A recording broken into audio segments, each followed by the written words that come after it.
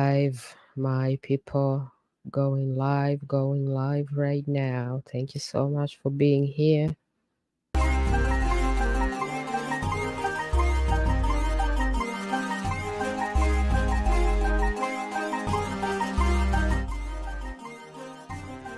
My people, today we are recording live on Friday, December 29th, and we will be rebroadcasting on Saturday, December 30th.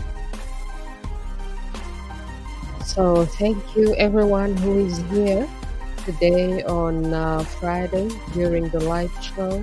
We're talking about a very sensitive subject because we lost a very young lady who was an activist and who was campaigning for justice for her own family, and her family is still going through a lot in Rwanda, so we're going to talk about that. Let me know if you can see me live. Let me know if you getting the show, share the show, press like, subscribe, share, and let's get this show started, my people. All right, so I see a lot of people already. I just need one or two comments to know that everything is great, and then we're taking this show. The show going to be popping. All right, my people, thank you so much for being here.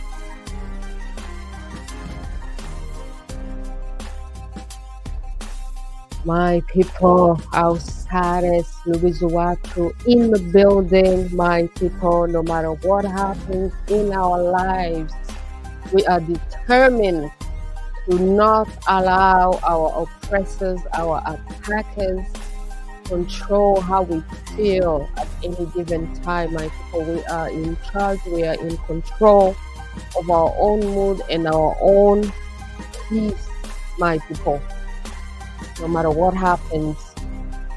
So thank you so much for being here, everybody. We're gonna start in English a little bit.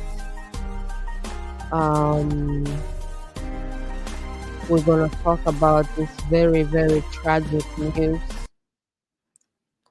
Very tragic news of young lady Anne Rwigara.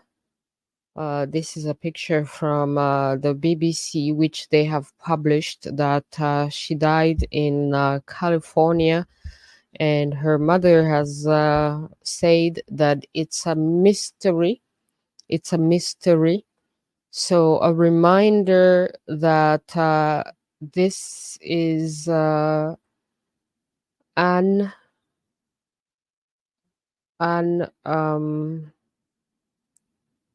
UWAMAHORO RWIGARA, and she was the daughter of a very well-known Rwandan businessman, Rwigara, and also a sister to Anne Rwigara, who ran for president in Rwanda against the Kagamistan. This is a post from Karine Kanimba, who has also been campaigning for the release of her father, Rusesabagina, and Rusesabagina was released thanks to Karine Kanimba and so many other campaigners out there. The whole family activated themselves. So she posted today on Twitter saying that Anne Rwigara was a symbol of resilience and courage, facing oppression with unwavering strength. Weeks ago, I had the privilege of telling her how her relentless fight for justice after her father's tragic murder by the Rwandan dictator inspired our own family's struggle for justice. So she was an inspiration to many because she would not allow herself to be silenced despite the Kagamistan attacking her family, murdering her father in front of her eyes and her mother's eyes. She was not vanquished. She did not allow it to go silenced. And then she was campaigning for justice. So we appreciate that so much. Rest in peace and power to Anne Uwamahoro Rwigara, and you know, our condolences to her family, which must be suffering so much, because this is a young lady who had her whole future in front of her, and it's been snatched away. So we're going to talk about the suspects. If you are suspecting someone, please tell us, because we want there to be an investigation. She died in the USA, in California, and she was an American citizen, even though she was born in Rwanda, which is now under the criminal dictatorship of the Kagamistan. So we want there to be an investigation.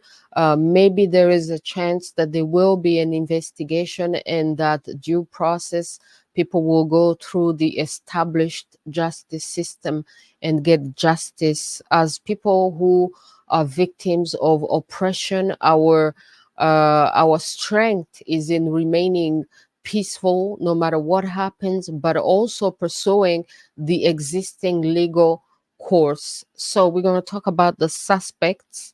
It's proper and legal, and we have a right to talk about the suspects to help the investigation. To help the investigation, I'm inspired by the film that I saw the other day. And it was about the Russian guy who was assassinated in London through poisoning. And then before he died, he named all the people that he had been meeting so that there could be an investigation. And then after he died, they were able to establish that he had been assassinated. So what is very suspicious in the case of Anne Rwigara is how she died so quickly, and what she complained about, which sounded like she may have been poisoned. This is what I suspect. These are my suspicions. And so we know also that the Kagamistan uses poison, uses assassination, uses all kinds of ways to assassinate people that they do not wish in the criminal regime to exist. We know that she was in charge of her father's business, and the Kagamistan has tried so much to take away their family business.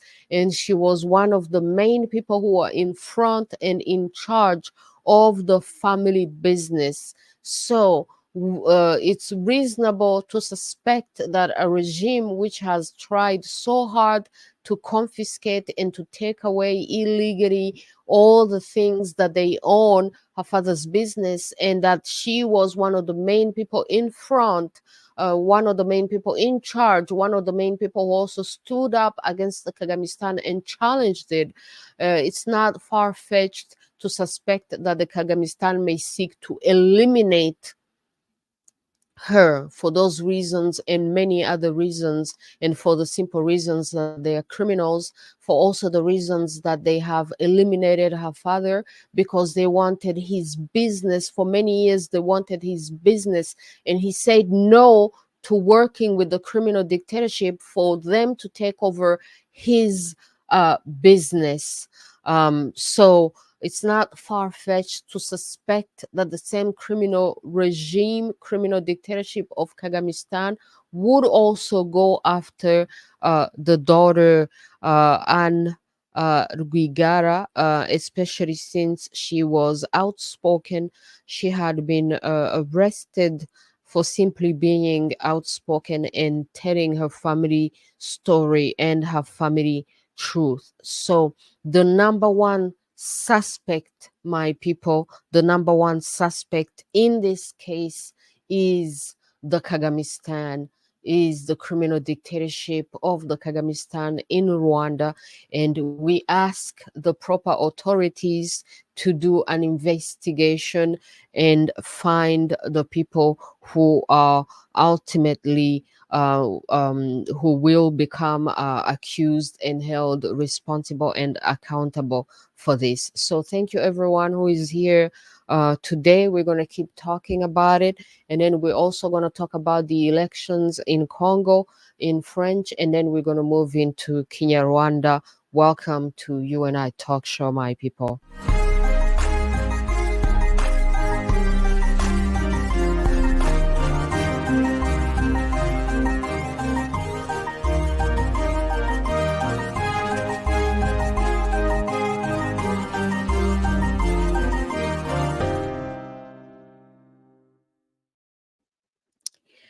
So thank you everybody who is here. I see Derek Karimba.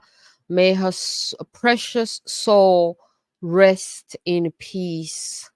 Indeed, may her precious soul rest in peace. She was a very, very young lady. She was barely 40 years old or 41, and her whole family has been tested by the Kagamistan. Her whole family has been oppressed, you know, by the Kagamistan. And they are guilty of actually supporting and helping the Kagamistan in the beginning, because they were considering them as oppressed, you know, oppressed and refugees and poor who were fighting for a justified cause to return to their country. So initially her family had actually supported the Kagame when they were fighting to free themselves, you know, from whatever oppression that they were fighting against. So the father had supported the RPF movement, you know, financially. They had supported the RPF. And what did the RPF do in return? They come to Rwanda, they take over, but they want to take over everything. And since they took over militarily, through blood, through fire, through tyranny, they think that they can take over everything through brutality, through violence. There is no law in Rwanda, there's no legality in Rwanda. It's a one-man show. There was recently a Kenyan minister who denounced it. This was a huge denouncement. And then, of course, the Kagamistan and their little robots, you know, descended on the Kenyan minister, and then eventually he was forced to apologize, which I dislike total, because why would he need to apologize for speaking the truth? You know, so we will never apologize for speaking the truth. Now, what is so tragic, the Kagamistan, we see, for example, in Congo, they have someone who is not even 100% Congolese, European, Jewish, somebody who became a prominent business person in Congo. And not only was he able to be successful in business, but he was also even allowed to go into politics and even run for presidency, you know, even though, as we're hearing right now from the elections in Congo, the current president, Felix Antoine Tshisekedi, has won re-election. He recently called Kagame, the Kagamistan, Hitler, you know. So it is really it makes no sense why the Kenyan minister, who was right, who spoke the truth, would have to apologize. So now, in the case of Rwanda, we have someone who was a successful businessman, a successful businessman, but his success did not even come from the Kagamistan leadership. His success came from the previous government, the Habyarimana government, which, to go back in history, Kagame assassinated two African presidents, the president of Burundi and the president of Rwanda, and that was what sparked the genocide. So um, the thing is that this businessman who even helped the Kagamistan come into power, then what do they reward him? They reward him with seeking to take over his business. And then when he doesn't want his business to be taken over, they assassinate him. And then they go after the family. They destroy their hotel, and they intimidate them and oppress them in every possible way. And then when the sister ran for president, they put the entire family in jail. The mother and her two daughters were imprisoned, you know. So it's a criminal dictatorship that respects no one, that respects no law, that does not obey law, and that has gone rogue and has invaded Congo, and now even Burundi, my people, is accusing the Kagamistan of being behind the people who are sabotaging Burundi. So we have two countries already complaining about the Kagamistan in the region, Congo and Burundi, and not to mention that it has also been sent to South Sudan, to Central Africa, to Mozambique, all to serve anti-African interests. And they talk about doing business in Rwanda while they're killing prominent business people because they can't corrupt them or they can't take over their business, and then while going after the entire family. So we want all Africans to be aware and to know that Rwandans are suffering, Rwandans are oppressed. But the problem with Rwanda is that they suffer in silence, and then they wait to explode one day. You know, very rare that you see Rwandans denouncing the criminal dictatorship of Kagamistan, which was so special about, which is exactly what was so special about the Rwigara family and Anne Rwigara, because she had those princess qualities, principal leadership qualities, standing up and speaking out against injustice from the Kagamistan. And this is what we will always remember her from, by, because she stood up and she spoke out no matter how much she was facing, no matter how much suffering and oppression that she was facing. She stood up and she spoke out. So I would like to say that the number one suspect in her death is the Kagamistan, because the cui bono rule, they stand to benefit, and they are reasonable suspects because of what they have done throughout their history and to their family, to their specific family. So please, the entire family, do not remain silent and ask the proper institutions to do an investigation so we may eventually get justice. And I would like to request for everyone to cease cooperation and collaboration with the criminal dictatorship of the Kagamistan in Rwanda. Do not cooperate, do not collaborate, do not support it. If you can, don't send aid, don't send help, don't send money. Boycott the Kagamistan in every possible way. If you can, sanction it, because, my people, enough is enough. All Africa will benefit from liberated Rwanda, because the Kagamistan goes beyond borders and sabotages our fellow Africans, particularly Congo and Burundi. I've been promoting the Onana book, Holocaust or Congo, talking extensively, denouncing extensively how much damage that the Kagamistan dictatorship in Rwanda has done in Congo. Meanwhile, as they kill our fellow Africans, as they exile our fellow Rwandan people, as they sabotage and destroy Rwandan businesses just so only one man can be rich in Rwanda, then he can turn around, since he employs the whole country, then oppress and silence everyone. You know what I mean? So this is what happens. And then they turn around and they tell the British people that Rwanda is great and safe for people to go there. It's a lie, my people. And the British establishment, they accept, they participate in the corruption and the fortification of the criminal dictatorship in Rwanda when they give it more money, and then they talk about how it's safe for refugees to be sent there. It's not safe. It's not safe for Rwandans. It will definitely not be safe for foreigners and any people who invest in Rwanda.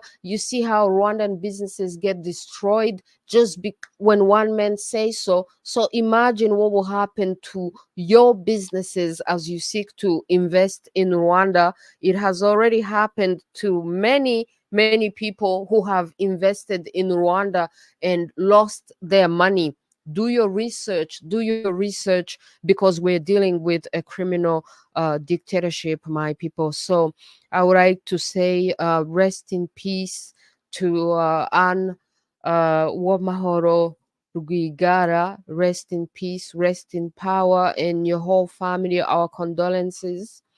And rest assured that um, Imana ntibera. Imana, the supreme being, is not unfair. Imana sees everything, and even the people who plot to assassinate others, even the people who do assassinate others, will eventually get their own justice, and also their families will also suffer the consequences, and their karma will eventually get them. So we can rest in peace even while we are still alive, knowing, my people, that there is divine justice. Even if human justice fails, there will always be divine justice. So thank you to everyone who have expressed themselves and expressed their top suspects. I've seen on Twitter a lot of people are suspecting the Kagamistan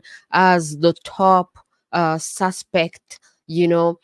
So just people should know that what you do will come back to punish you, will come back to punish your own children.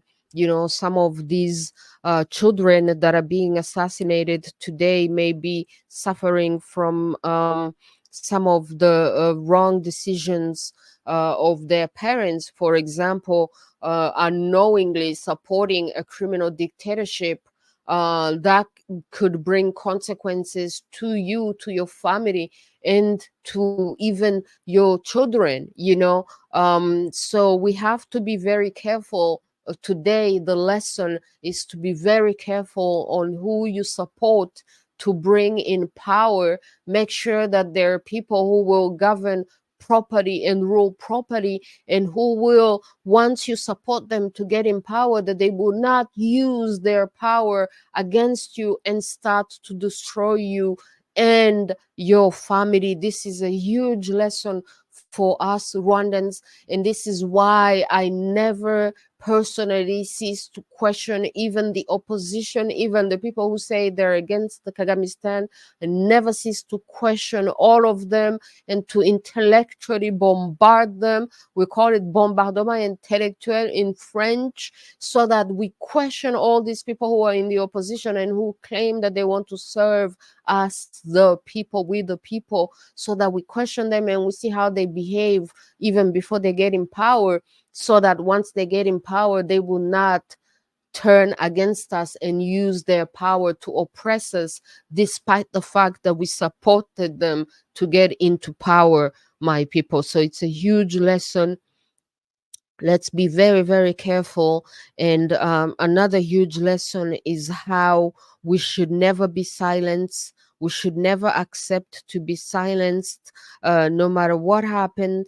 we should stand up and speak out. So despite what happened, despite supporting the regime, the when these people were suffering oppression, the whole family, the mother, the daughters, and many other people in their family, they stood up and they spoke and they exposed what they were going through as a family. Even that in itself is great. You know, charity well organized starts for charity, for yourself, for your own family. So if you can even speak out and speak even for your family, just for your family, that would be amazing. That would be a great start, because in Rwanda, many families are oppressed and abused and they remain silent. And this is part of why the criminal dictatorship of the Kagamistan continues to oppress Rwandans.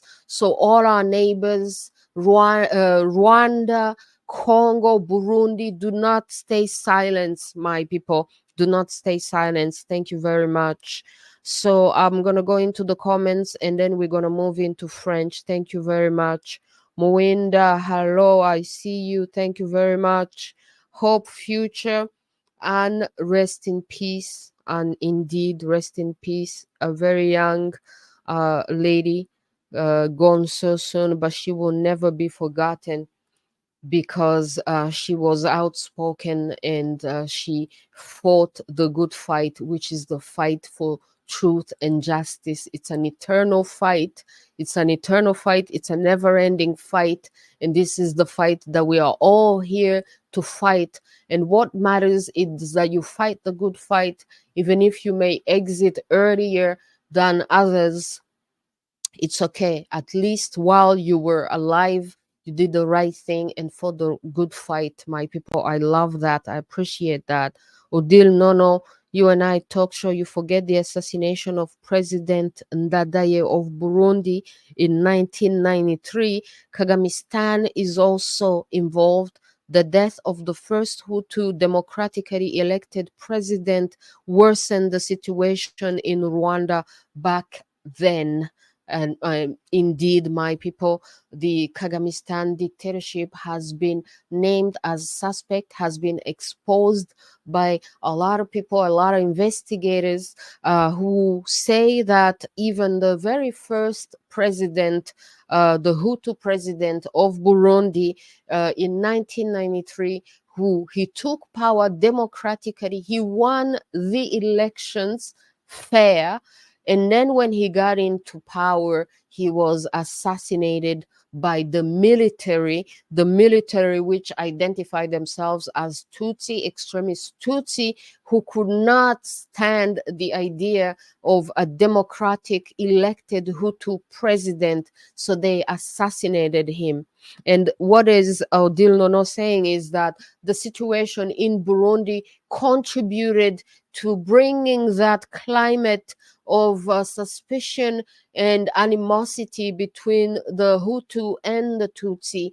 And then finally, the thing that aggravated everything and made it possible for a genocide to be sparked against the Tutsi is when the Tutsi rebels, the Tutsi army, led by the Kagamistan, led by Kagame himself, gave the order to assassinate and bring down a plane carrying two Hutu presidents, the president of Burundi and the president of Rwanda. So that aggravated extensively the tribal issues, and the Kagamistan infiltrated some of the militias who were actually assassinating and murdering and genociding the people labeled as the Tutsi, being blamed for what a few Tutsis had done. The Kagame ordering the assassination of two Hutu presidents. So the general population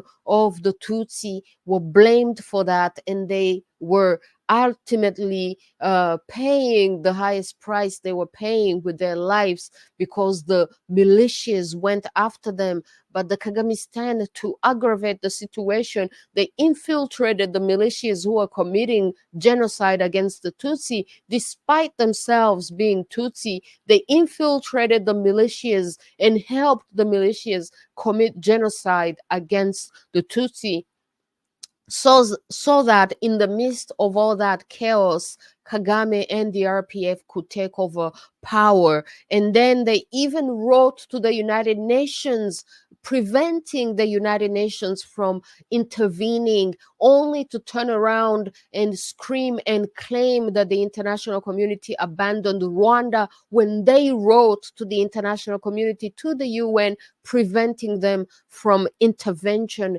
and saving lives in Rwanda. My people, Rwandans are still suffering the consequences of these criminals taking power. We are suffering the consequences of these criminals being supported by the USA, by the UK, and other forces, despite the massive violations of human rights in Rwanda, in Congo, in Burundi. And this has to end. This has to end. And it starts with our fellow Africans in all Africa knowing the truth and denouncing and refusing cooperation and collaboration, boycotting the Kagamistan and sanctioning the Kagamistan for all its crimes. My people, this is how we will be free in Rwanda, Congo, and Burundi, and all of Africa, my people, because the Kagamistan is being sponsored by the predators, our fellow colonizers and enslavers. Being free from the Kagamistan is part of Africa's liberation struggle, my people. Leader IK discovery. Kagamistan needs to be stopped. Absolutely, absolutely. You know, I hope, I pray, I wish that as we suspect the Kagamistan of being responsible for this untimely end of Anne Rwigara's life, we also wish for the Kagamistan to see its end. We also wish that more people will stand up and stop the Kagamistan. We also wish that this would be its last victim. They have spilled so much blood in Rwanda, in Congo, in Burundi. The whole region is suffering. So many Rwandan families are suffering. So it is time that it ends, and we all look forward to the end of this criminal dictatorship that is suspected, my people, of being responsible for so much horror in Rwanda and beyond. And even beyond reasonable suspicion, there is well documented offenses and crimes that they have committed. So anyone who has a conscience and who is well intentioned will know what the Kagamistan is about and will stop supporting the Kagamistan in whichever way that you can support and deprive it of its support. That will be great, my people. So thank you everybody for being here. We're going to move into French and keep talking about it. All right, la famille, on va bouger en français. Merci d'être là.